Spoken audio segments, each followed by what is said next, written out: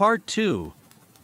She said, "Hi OA, I'm entrusting Ty Tuesday to you to take care of."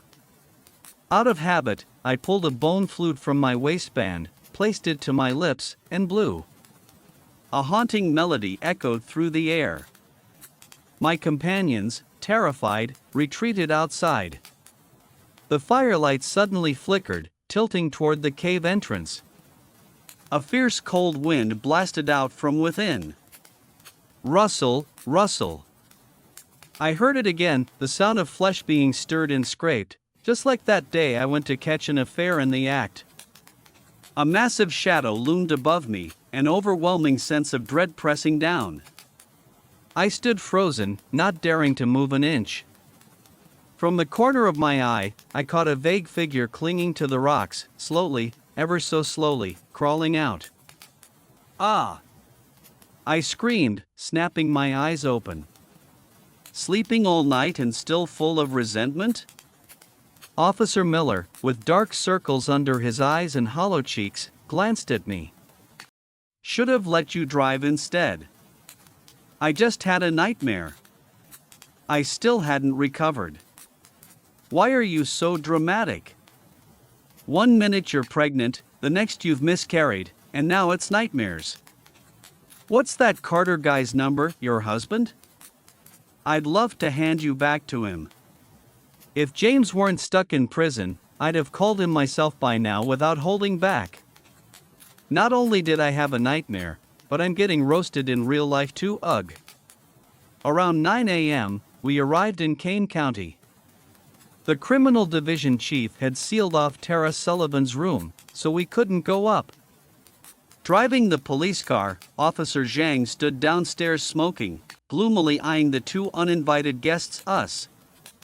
It just so happened that Tara Sullivan's residence was on a tourist street. A tour guide approached us, pitching, "Where are you folks from? How about a one-day tour of Kane County?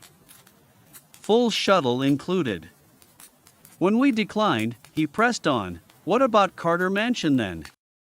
Right across the street, $15 a ticket." My curiosity piqued.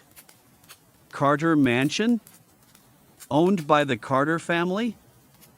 Yep. The home of a wealthy family, passed down since colonial times, rich for generations. Look at that gable wall, wow.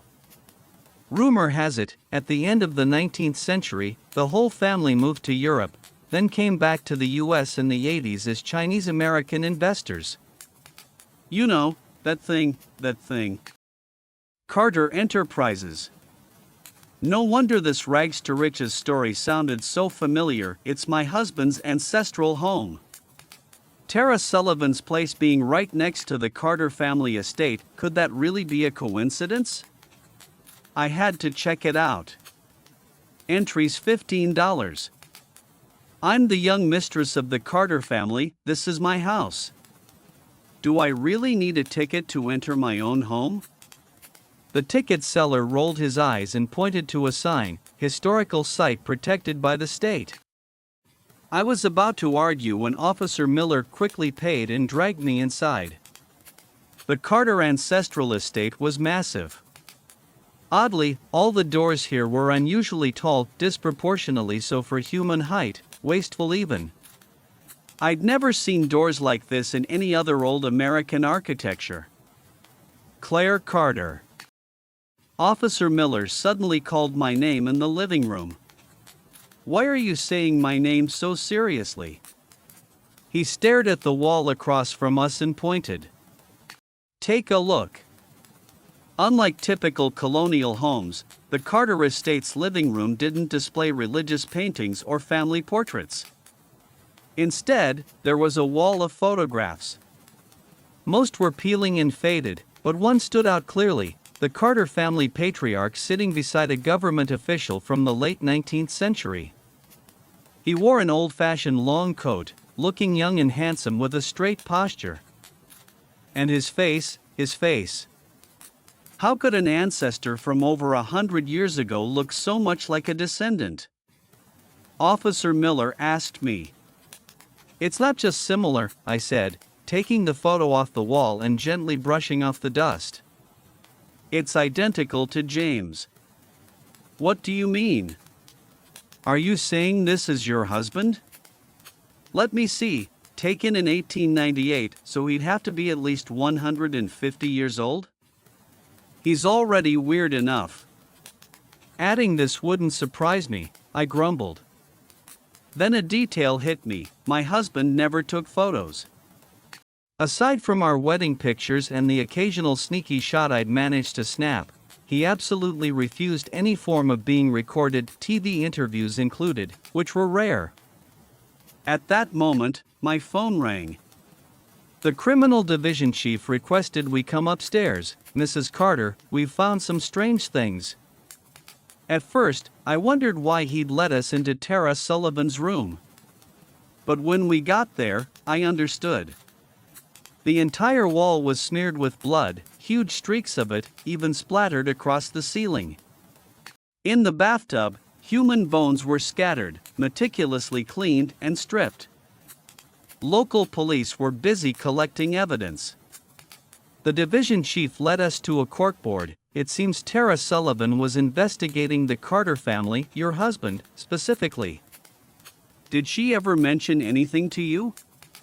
I stared intently at the corkboard. It was a chaotic mess of clues, pins, sticky notes, and photos interwoven together. 1130 BCE, Battle on the Wild Plains. 218 BC, Qin Shi Huang sends Su Fu across the sea. 79 CE, the fall of ancient Pompeii. 630 CE, Xuanzang's journey to the west. 794 CE, a Japanese nun in Heiankyo passes away.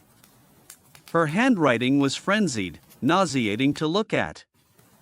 The connecting words made no sense, as if it were just a random string of unrelated historical events. I rubbed my temples, focusing on the only two photos pinned there. Next to the note 1900 Alaska, a man identical to James Carter stood in traditional Inuit attire among a group of white sailors, staring coldly into the camera. Behind them was a massive whale, and beyond that, the icebergs of the Arctic Ocean. The next one, labeled 1996 Return, showed James Carter in a suit stepping out of a car, caught in a candid shot. Is this Mr. Carter? The division chief asked skeptically, pointing to the figure in the last photo. I don't know. Probably your father-in-law, the chief added casually. In his mind, no one could go 20+ years without aging, so it had to be a descendant. But I broke out in a cold sweat, clutching the photo in my pocket, staring at the corkboard in front of me. My eyes traced back to the origin of all this history, 1130 BCE, the Shang dynasty. And this is a big if, all the people in these photos were James Carter, then what basis did we have to assume he'd only lived 150 years? Tara Sullivan had documented these historical events. Could they all be tied to James Carter? That hypothesis sent a chill down my spine. The man who slept beside me every night might have walked this earth for 3,000 years. That vast stretch of time felt like it was swallowing me whole. So much so that when I went downstairs, I was still dazed. The tour guide latched onto us again. How about a one-day tour of Kane County? We're here to investigate a case. It'd be a shame to come here and miss the Emperor's tomb. I caught the key phrase and pulled Officer Miller away from his bickering with the tour guide. What did you say? There's an Emperor's tomb here? The guide scoffed. What do you mean by that? This area used to be called Een. I froze. Tara Sullivan's corkboard, that strange dream. I vaguely recalled that in my dream, the Emperor standing on the high platform looking down at me was the Emperor. King Zhou of Shang moved the capital to Een, only for it to be defeated by the Western Zhou, ending the Shang dynasty's 800-year reign. Could this have anything to do with James Carter? I want to see the Emperor's tomb. Officer Miller stared at me, dumbfounded.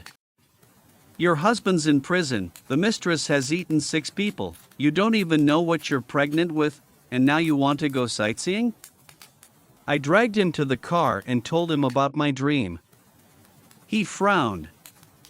What, now we're adding past lives into this? Your husband's the Shang Emperor, you're dodgy, and you've both reincarnated to keep your old romance alive while tormenting a traffic cop like me? Or maybe I was a eunuch serving you too in a past life? No. I was just a slave, low status, living in a mud house, far from the emperor. My husband, he didn't even show up. I didn't even dream of some handsome guy. Officer Miller, then try harder tonight. Dream something nicer, aim to be dodgy this time. Me? The emperor's tomb was just a pile of weeds, nothing worth seeing, and it didn't feel familiar at all. Seeing our disappointment, the guide quickly chimed in, up ahead, there's the Emperor's Hill and the Goddess Cave, lots of incense burning there. What's with those weird names? Are your tourist spots even legit? Officer Miller snapped. The two started arguing again. I gazed at the distant mound, feeling a strange sense of recognition. The spot where I stood aligned perfectly with the scene from my dream. The field in front of me had once been a vast plaza, a straight road cutting through the highway, leading to that far-off hill. On either side of the road, there were occasional human sacrifices. We carried bronze basins toward the cave, and up on the high platform, the emperor looked down coldly. Let's go.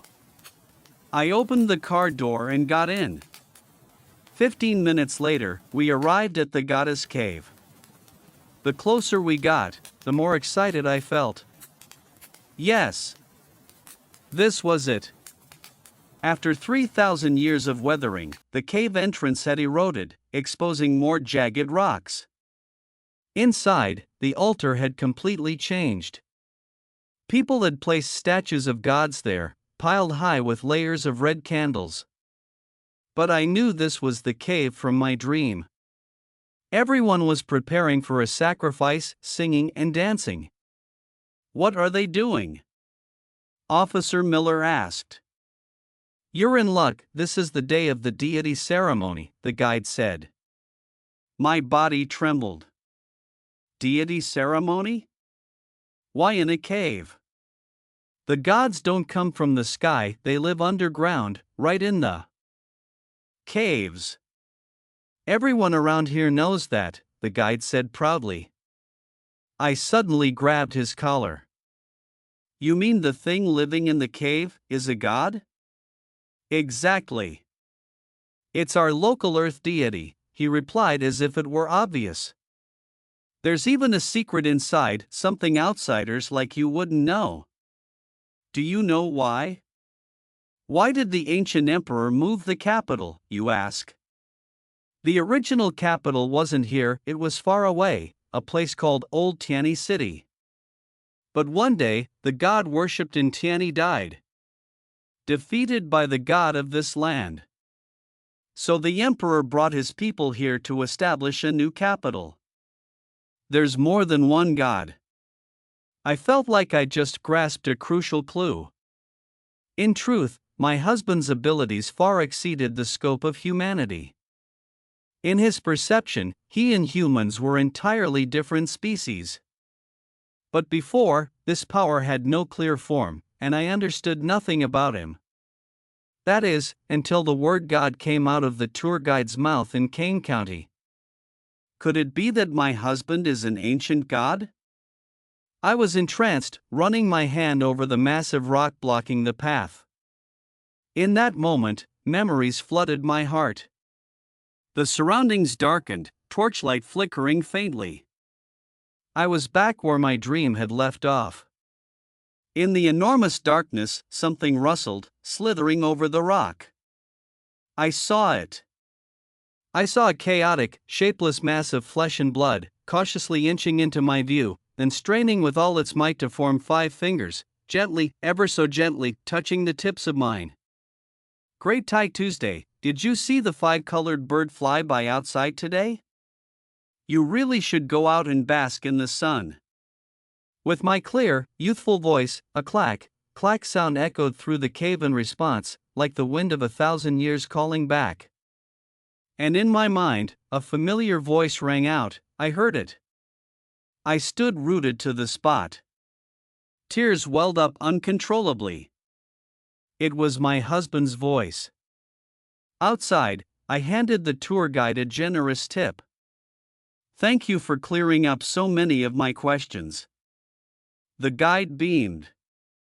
Then I'll throw in a bombshell secret for free. I don't usually tell people this. Go ahead. This ancient land wasn't destroyed by any army, there wasn't even a major battle. At least, that's what my great-grandfather's grandfather passed down. Oh?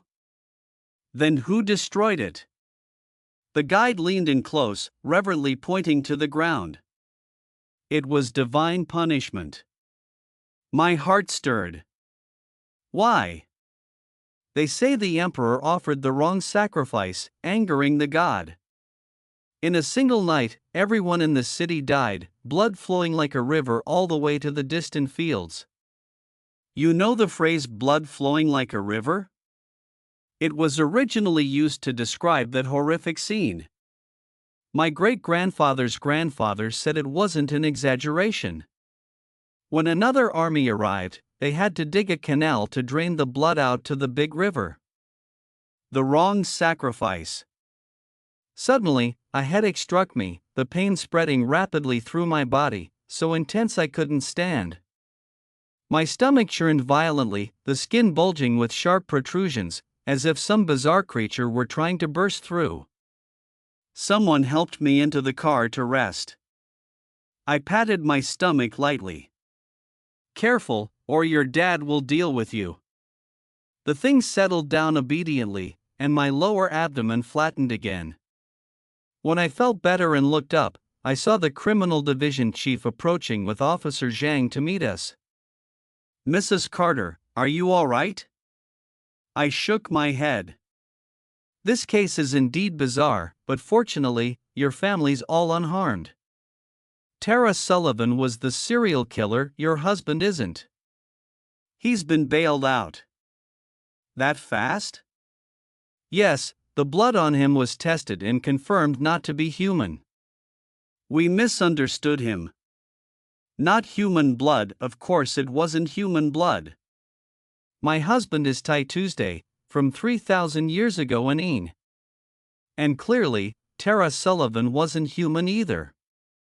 From the day I accidentally witnessed the so-called affair, and everything that happened afterward at the hospital, it's more accurate to say it was a battle between gods. What god could she be? What mark has my husband left in history? With heavy thoughts weighing on me, I got into the police car with them. The three of them chatted about the strange customs we'd just seen.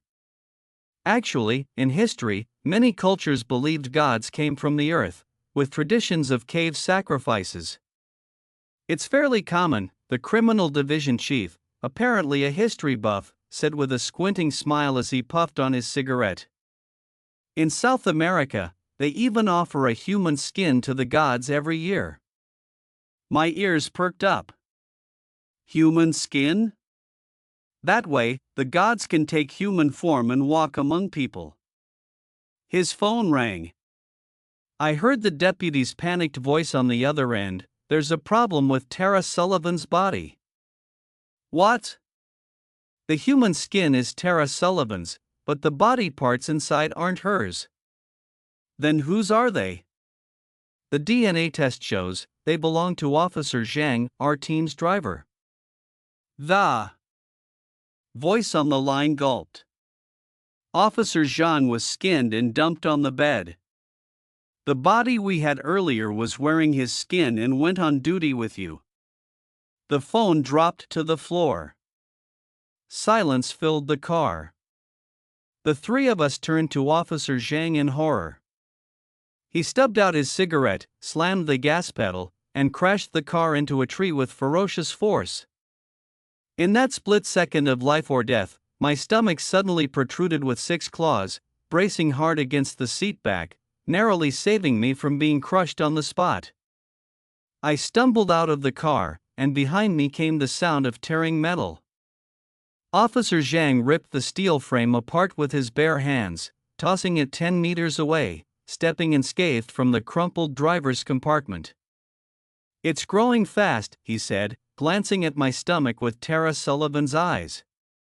"Give me his offspring." "No, no. Humans can't bear the offspring of an ancient god. Before they burst out of you, they'll drain you dry. You'll turn into a shriveled corpse." James wouldn't do that to me. Still worrying about love at a time like this. With that faint mockery, 2 gunshots rang out, bang, bang. Officer Miller rolled out of the car, holding the division chief's pistol, and fired 2 shots straight at Officer Zhang. Zhang's right arm and right leg were instantly shattered, and he collapsed to the ground in an awkward, twisted heap. Officer Miller rushed over and pulled me along as we ran. We ran into a warehouse, but before we could close the door, Officer Zhang appeared right in front of me. I ducked behind a shelf, throwing anything I could grab. "If you dare touch me, my husband won't let you off. He's as good as dead." "You're lying. Guess why humans reproduce?" He casually slipped his hands into his pockets, strolling toward me, peering through the shelves at my struggling. "Because you die. Only humans, with their 100-year lifespans, need to leave descendants. Immortal ancient gods don't need offspring. For us, reproduction is the final move when we're at the end of the line." My heart clenched. James is dying? That's why he got me pregnant? Hoping the child could protect me? He's such a hassle to deal with. Ever since you got pregnant, he's expanded his territory over 20-fold. The entire Northwest and Midwest are under his control now. Any god who steps into his domain gets devoured without exception. Disgusting. Officer Miller fired 2 more shots at Zhang from the shadows. This time, Zhang swung his arm hard. Miller was instantly flung into the opposite wall, collapsing unconscious. For 3,000 years, his infamous reputation has spread far and wide. Even on the brink of death, he's still this crazed. Well then, let's start settling the score with his offspring. Zhang's voice grew deeper, more indistinct, as if it were echoing from the depths of hell. His head split open, and a grotesque tentacle emerged, stretching upward endlessly until it hit the ceiling. The tentacle was covered in roving eyes, slapping the walls with a thud-thud sound, dripping slimy saliva near my feet. Rustle, rustle. Gods are terrifying ancient creatures. They have no mercy, no morals, just a horde of powerful monsters. I shut my eyes. James Carter, if you don't show up, I'll never forgive you for the rest of my life. The thought barely crossed my mind when the ceiling cracked with a boom, a section collapsing. James Carter dropped from the sky, clamping the tentacle between his legs, twisting his waist sharply. The massive tentacle snapped in two, crashing to the ground with a thunderous thud. Could you be a little more polite to a pregnant woman, Juine? My wife's expecting, where's your decency? My husband demanded. Tuesday. More tentacles burst out from Zhang's human skin, wrapping around my husband. If you keep hiding in that human shell and don't come out, you'll die real quick. Ha, you don't dare let your little wife see your true form, do you? James shot me a deep, meaningful look before instantly transforming into something else, tackling Juine and rolling out of the warehouse at lightning speed. The two crashed through the wall, leaving a bizarrely shaped hole behind. The light outside darkened instantly, thunder and lightning roaring, just like that day at the hospital.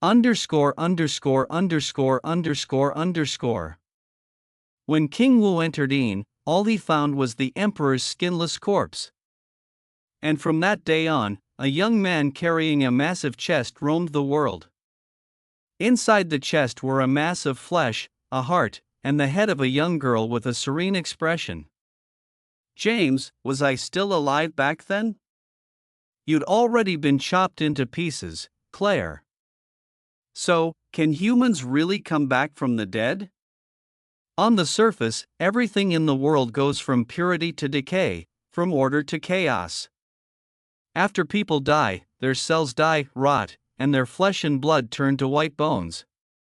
But don't forget the atoms that make up those cells. Atoms neither increase nor decrease. Since the universe began, they've been unchanging, eternal. Life and death are just different states of billions of atoms. If all the atoms that once formed you could be returned to their original positions. Yes, everything could be reversed, it's just that the process of reversal requires an immense amount of energy, so much. 218 BCE, the Pacific Ocean. An old Taoist priest stood at the bow of the ship, gazing far toward the horizon, a faint smile breaking across his face. Your sea route was correct, you've truly guided us to the immortal island. His Majesty's elixir of eternal life has hope this time. The young man in ancient robes, a massive chest strapped to his back, stared intently at the conical silhouette of a volcano on the horizon, silent. Carter, you know so many strange things. After we return, would you serve in the court? His Majesty seeks someone who's attained eternal life. I recall you saying you once met such a person. I'll stay here. This place has many active volcanoes and many gods. The young man turned to the old priest, his eyes carrying the cold indifference of a deity. You can tell that king there's no need to search anymore. The one who lived forever died 37 years ago. 79 CE, the Mediterranean. A dockworker encountered a strange traveler. He had black hair and black eyes, but he didn't resemble the usual Phoenicians or Peloponnesians. His long hair was too straight, his features too gentle, reminding the sailor of tales from the distant lands of the East. When he leapt down from a small boat, the dockworker moved to help him steady the enormous chest strapped to his body. The chest was half the height of a man, helping with it could earn a few silver coins. In an instant, a sharp sense of danger struck. The dockworker yanked his hand back, but blood still appeared on his skin. A wound with no clear cause. The young man hadn't even moved.